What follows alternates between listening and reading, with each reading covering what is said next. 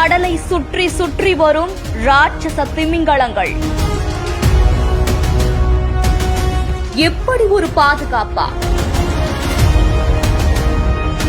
24 hours alert டியூட்டியில கப்பல் படை.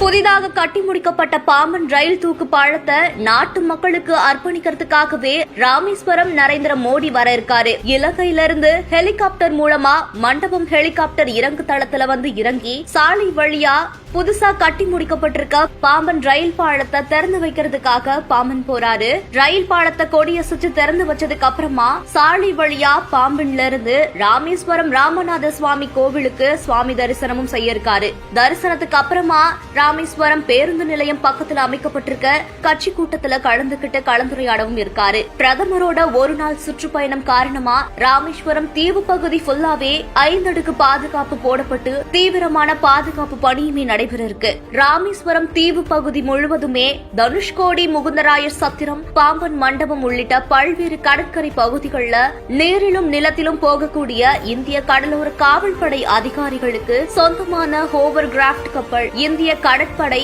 கடலோர காவல்படை அதிகாரிகளுக்கு சொந்தமான கப்பல்கள் மூலமா தீவிரமான கண்காணிப்பு பணியில ஈடுபட்டு வராங்க. இந்த கண்காணிப்பு பணியில சுமார் 100க்கும் அதிகமான இந்திய கடலோர காவல்படை அதிகாரிகள் ரோந்து பணியில ஈடுபட்டு வரதா இந்திய கடலோர காவல்படை அதிகாரிகள் தெரிவிச்சிருக்காங்க. பிரதமருடைய வருகையை முன்னிட்டு ஏப்ரல் 6ஆம் தேதி வரைக்குமே மீனவர்கள் யாருமே மீன்பிடிக்க கடலுக்கு செல்ல வேண்டாம் அப்படின்னு மீன்வளத்துறை சார்பில் அறிவுறுத்தப்பட்டிருக்கு.